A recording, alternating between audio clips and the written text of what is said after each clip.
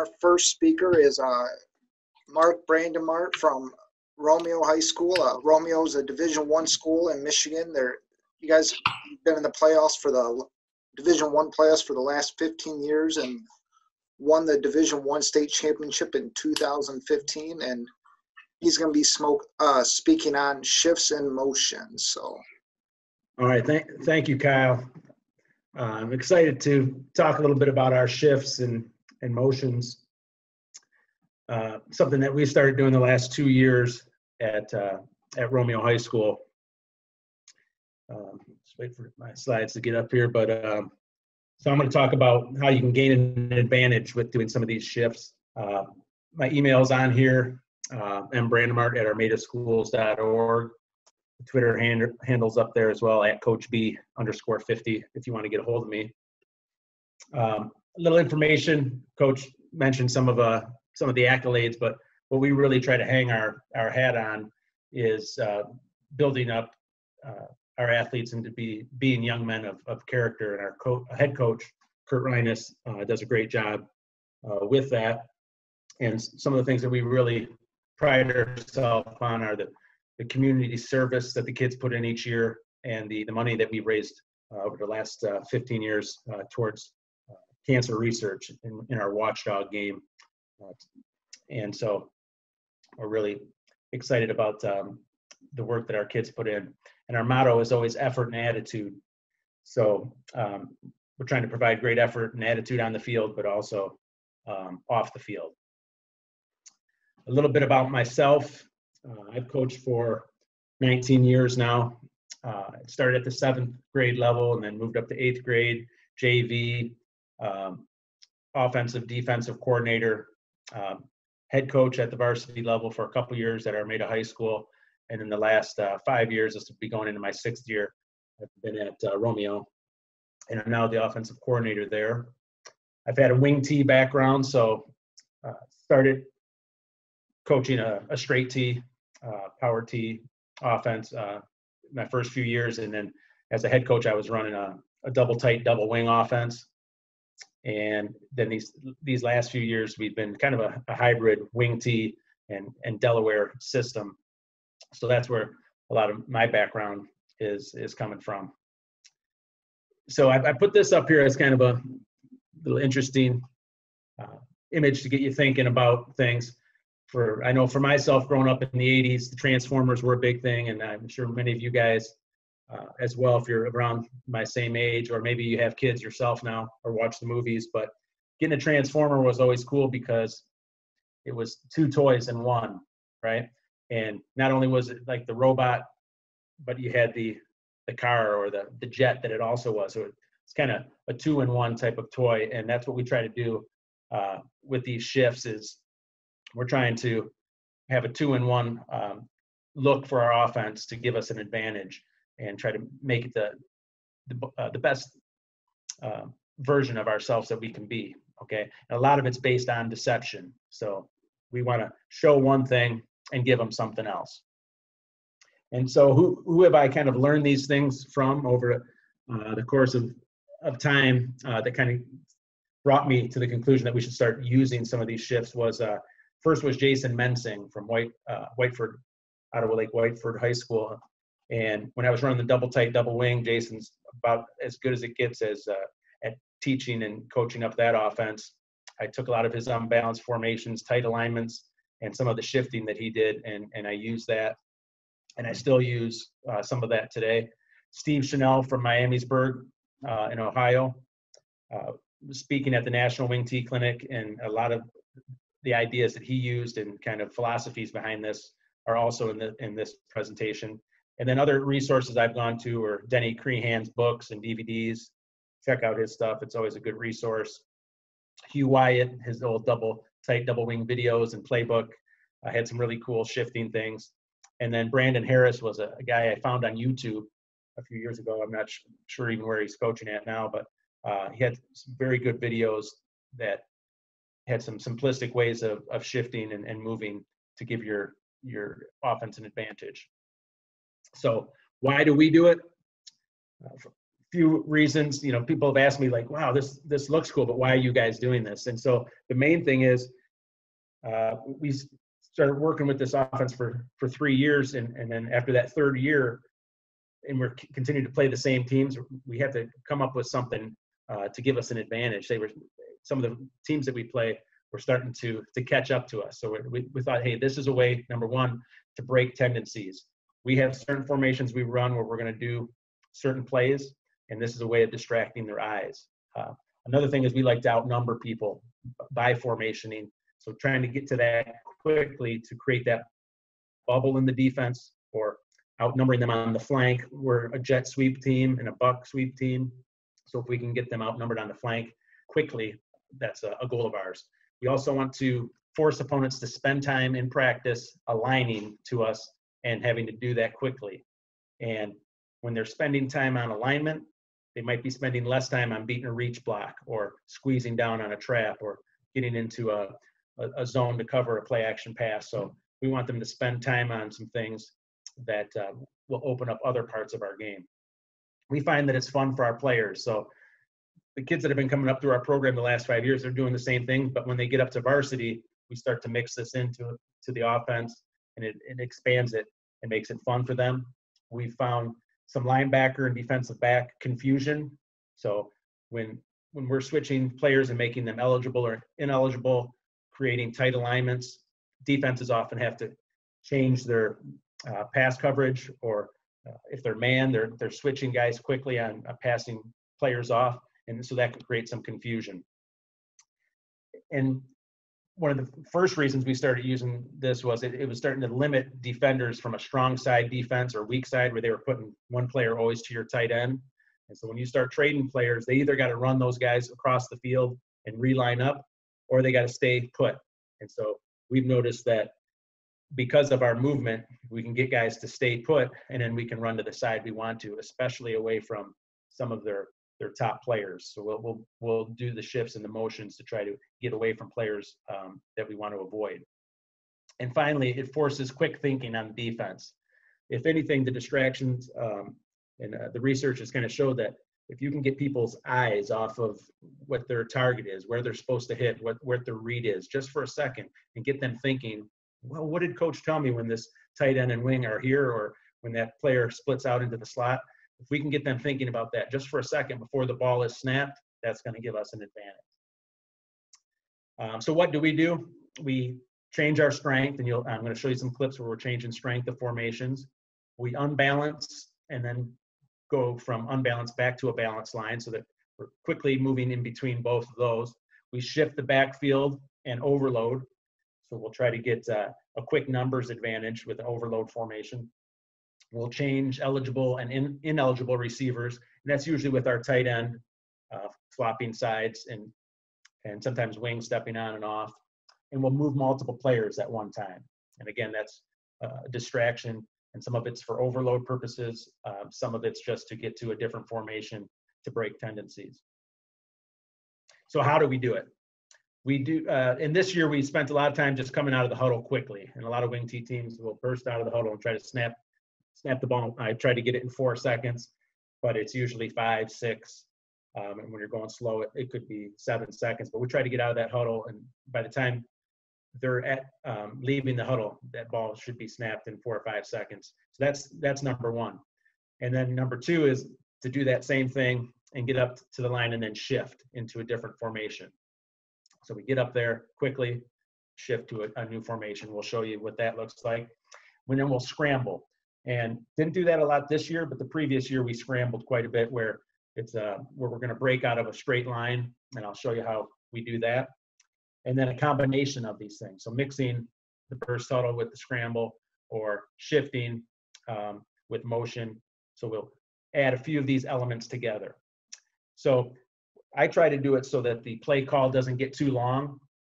And I've heard some teams that when they're doing their shifts, they're kind of mentioning the whole formation, like, hey, we're going to shift from 100 to 900 and then call the play. And so they have both names in there. We just use a one-word tag for the shift.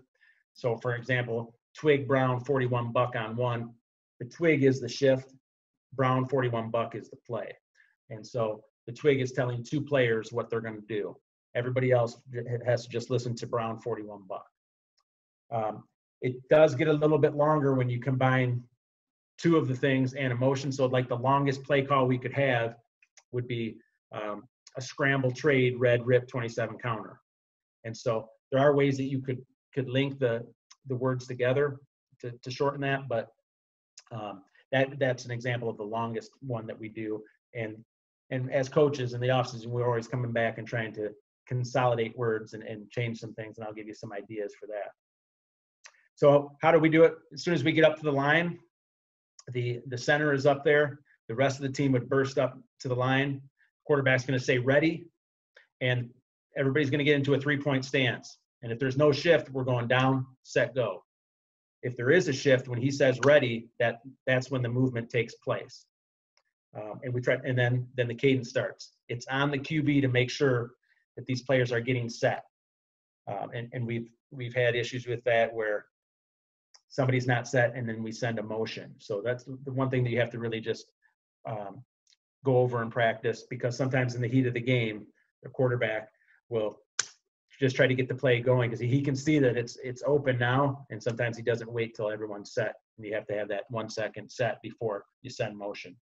So that's one thing that you have to work on with the QBs, being patient.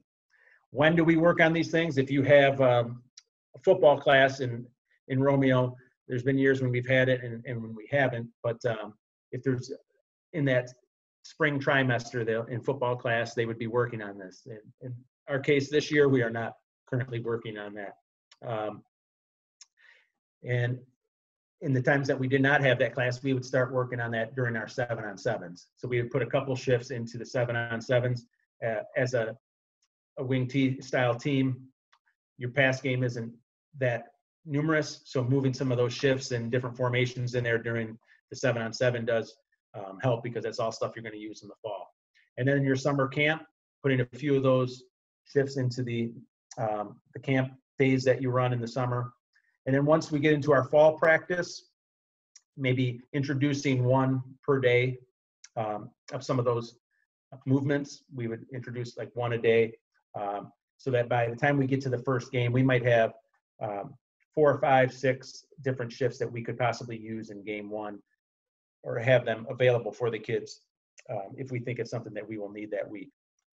Once game 1 is in the books, we'll practice it once a week during team takeoff. So there'll be about a 10-minute period.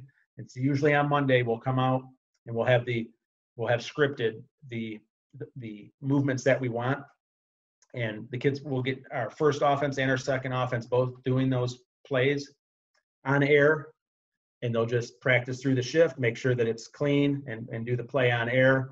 And then we will rep those again throughout the week, those same shifts that we plan on using during any game simulations that we might have, like on Thursday pregame, or maybe it's a goal line situation where we're going to use it, but we won't use them in indie drills or group type drills, or just like regular inside run or something like that. We're not doing any shifting then, because you can't spend the time on if a kid messes it up. So we want to just use it in those other times. We want the opponent to spend more time on it once it gets rocking into the season than we are. I put up here examples of all the possible ones that we've done over the last 2 years. And we've had, I think there's 14 up here, and they start on the left side of your screen with all one player moving, like a trade. T for trade, the tight end moves over and switches side. So he knows when he hears trade, he's just going to line up opposite. And a tough, for example, is the super tackle. That's something I got from Jason Mensing. He knows when he hears that the super tackle is going to trade to the opposite side. So those are the only players in the specific name will tell that certain player, I'm going to line up opposite of where I should. But on the right side is some of the multiple movement examples. Like the twig is, the T is for tight end, and the wig is wing. The W is for wing. That's the tight end and the wing are both going to move opposite. So we'll go from like an unbalanced to a regular balanced formation, or vice versa. And then there's some other examples of completely flipping the line or flipping the strength, and then magic is one I'll show you at the end where it's just multiple players going at once. And so I'm going to try to show you examples of about 10 of these 14 different shifts that we do. I'm going to pull up some film.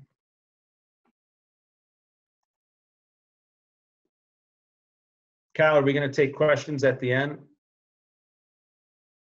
Are you there?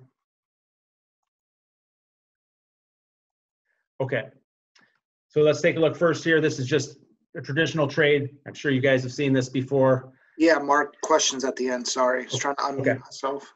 Okay. So this is just going to be a trade. We're in, we're going to end up just trading the tight end. He's going to end up on the other side. So now we're in an unbalanced formation. And you can see they virtually didn't get much movement. So now we have an extra guy on that side. Okay, so we're just running a power up that way. And when you do this shift, if you don't see them moving much, then hey, we know that might be the way to get to this formation without them overloading that side. Okay, you can see they didn't bring a safety over. They virtually stayed the same. There's a nice big gap there for the power play. So this will be another one. Now we are in that unbalanced formation. We're coming back and we're just going to be balanced 2 by 2. So the defense thought, hey, there it was unbalanced. Now we've switched. We're balanced up. That tight end is now eligible, but we get it out to the flat quickly. Okay. So sometimes you can see the defense has to make a quick change and then recognize, hey, is this guy eligible? Is that a tackle? And so sometimes that can confuse people as well.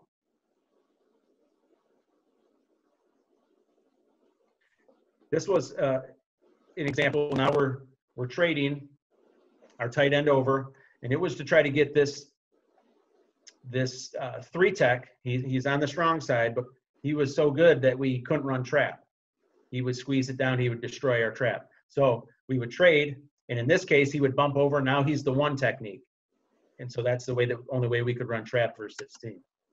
So we get him in the spot where we can block him, and the other guy did not squeeze. And so now you got a big play. But we had to find that by trying some different things. And I believe later in the game, he started to jump across to the other side to stop it. So some of these teams are well coached, so you have to have some answers.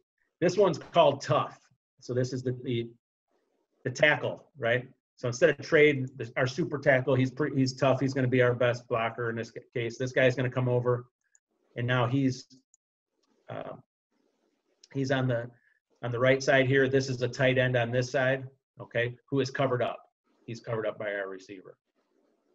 But we're going to run it to the right here. We run a lot of buck out of that formation, but we give the trap. Okay, so team might see this alignment and see us bringing that guy over and get ready for the buck coming that way, but we hit him inside quickly with the trap.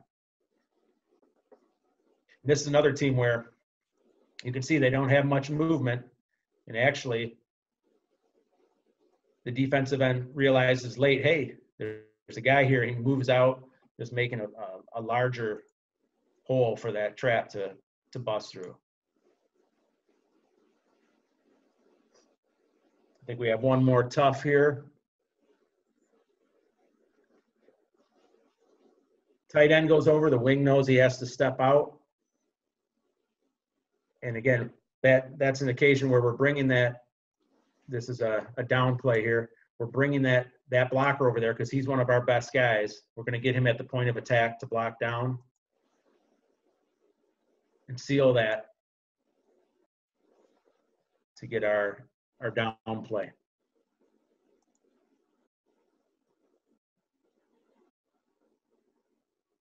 So you can see he says ready. Now that's when that movement starts. these two guys take their step in to make the formation correct on that side, and then he is getting set on his side. So he's the only guy that has to know, hey, I'm lining up opposite.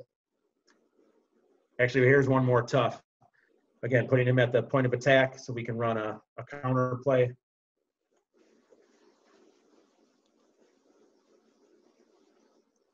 Move on to our next one. This one's twig. So this is two players. Twig is tight end wing. So they're going to line up on the left. They hear twig. Now they're going to the right. You can see the movement of the defense, right? They're all changing alignment. And what it does is opens up a window here. So this is going to be a case of a quarterback seeing this. This is normally we're going to run buck to the right, but the quarterback sees this. He's going to throw the RPO on the backside. Because you can see how those linebackers shifted out over to stop the buck. Even the safety's rotating down, right? So there's a window here for him to throw. Tackle might have been downfield a little bit there, but it didn't get called. Another twig. Again, because we're such a heavy buck team, you're going to see the safety see the tight end wing come to his side, and he's going to fill outside to stop the buck. And I think bringing these guys over just before the play lets him know that. And we're actually going to be running down instead. So safety fills outside, and there's just a tremendous gap there. You'll see it from the end zone cut. Defensive end does move out, which is fine because we're going to kick him. And that safety is filling outside to stop the buck.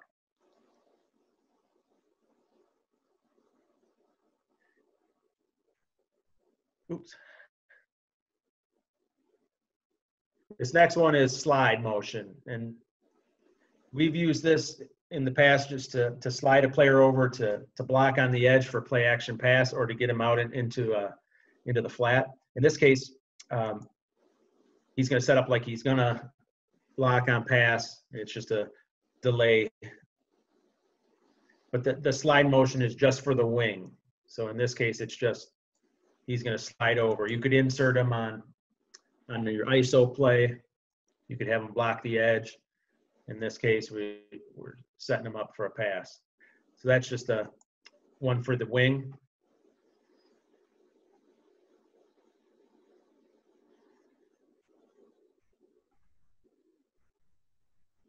Here's one. This is called leaf. This is just the wing as well, but he's not going to go in motion. He's going to be set over there before they start the play. And so he sets over there. Defense thinks, hey, this could be buck, but we put him there so that we could run the waggle.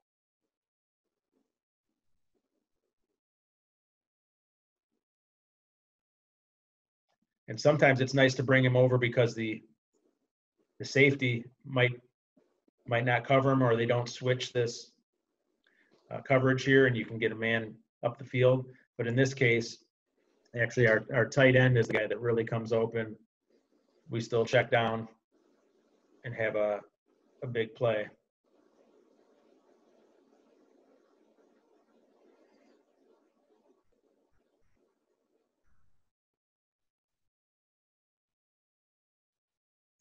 All right, this one's called move. So this one is for the wings. They just move into the proper position from double wing alignment. So we're in our basic red formation, and they're just going to move out to our green formation, which is a 3-by-1. And they're going to draw some guys out here.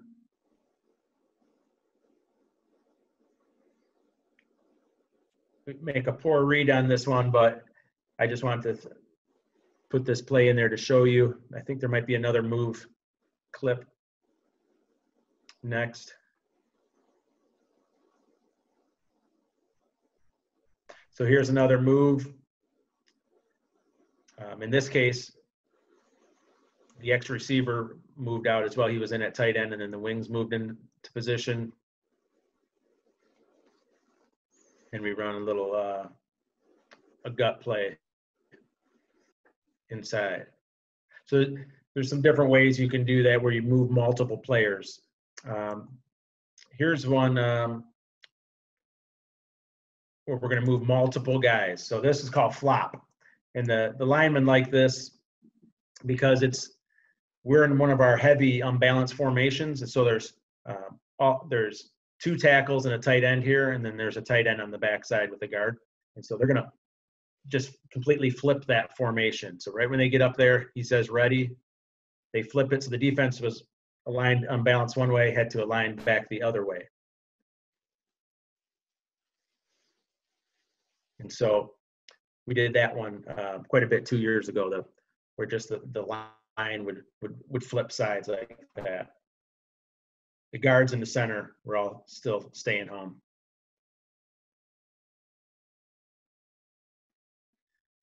When we did it the first time in this game, the team thought we were actually running the play, and so we got a quick 5 yards there. So that can happen too.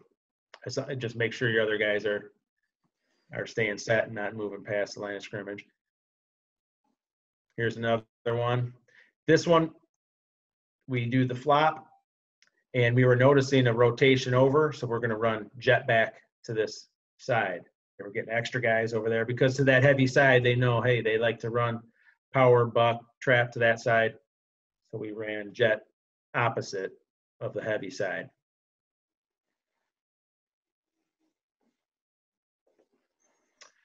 The bump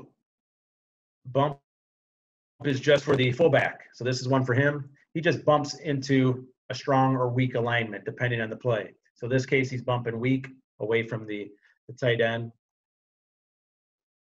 And for us, he does that quite often if he's going to lead on jet. So that's just kind of a quick, easy one. And the bump is an auto movement for the fullback.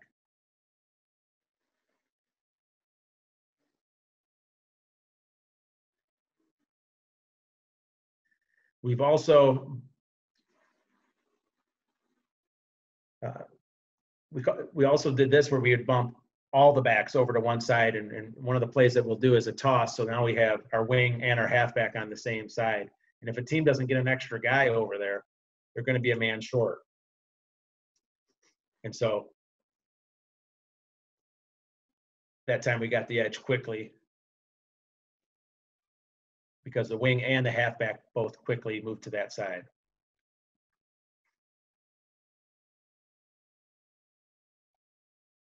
And in recent years, we've just moved either the wing quickly over there or just the halfback to try to make it go faster. So a couple years ago, we were doing it that way. I know I'm running short on time here. I'm going to try to get just you're good. A couple more. Are we good, Kyle, or you want me to? Yeah, go ahead. Take your time.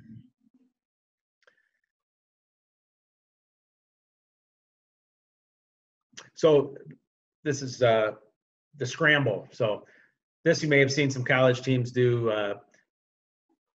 The centers will be up at the ball with the guards and the tackles. All the skill position guys will be in a straight line. And then the play's been called already. When he claps his hand, they burst from there to the formation that's called. So you can do it just from the huddle where everybody goes. This way, I think guys can get set a little faster, and it can give a different look because they're coming from different spots and they can't necessarily see them like when they're watching them come out of the huddle normally. So this is a nice one that we've used. We do put the X receiver out there. If he's not going to be in a tight formation of some sort, he goes, he'll leave early too, because it takes him too long to get out there and the defense can recognize it. So if he's just going to be in some tight alignment, he can come with the bunch. But if not, he leaves early with the linemen. So we'll show you a couple of examples of the scramble, and then a scramble mixed with some of those other things you've already seen, like trades and bumps. So here they're just waiting for the ref to give them the signal. He says ready. He makes sure that they're set. The wing lined up wrong, but got to the correct spot. And so that's just the basic scramble.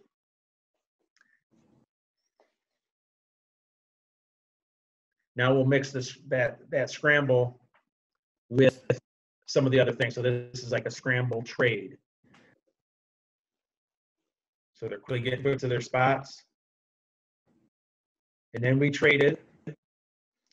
And then we motion. So there's 3 movements on that play. We're really trying to continue to bring the eyes of the defense. Can we bring their eyes out to this right side? Okay, because we're going to run trap inside here. So we trade. Now we motion.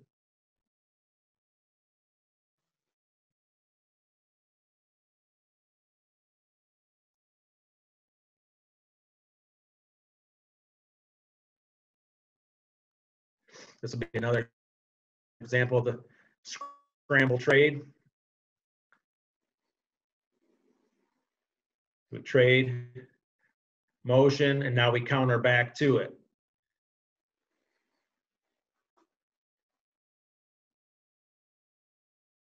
X receiver needs to keep his block downfield, but overall, it's a nice play.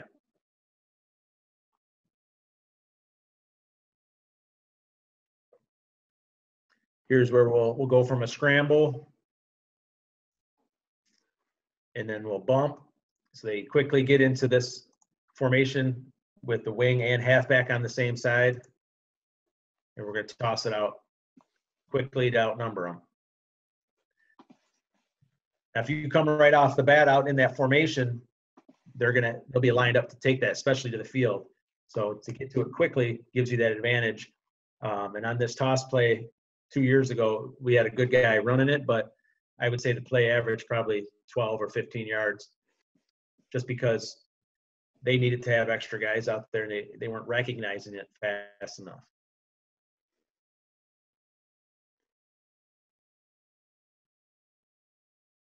Last one. This last one is called Magic. So this is a combination one. This one's going to take the tight end, the wing, and the halfback. So 3 guys are going to quickly move.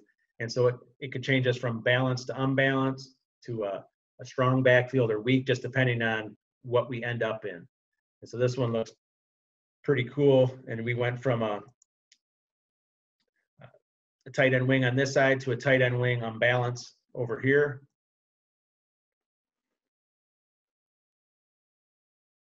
And we run the buck in behind it because they had the defense set opposite that. And you can see how they're trying to they have a field and boundary defense. And they're trying to flip the guys to match up with you. And if you got to run to the other side and try to get your keys in, it's difficult for you.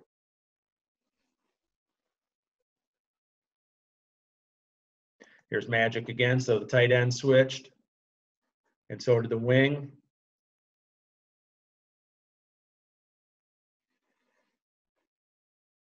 And we got to the edge.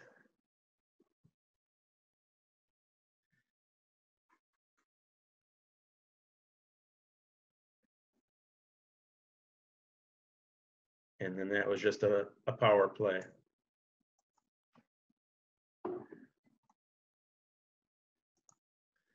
So I know I went through that stuff rather quickly. So if people have questions or anything I could answer, I'd so coaches, if you have questions, go ahead and type them in the chat box, but it should be on the bottom of your screen here. We'll see if any. We'll give it a minute or two, see if any pop up.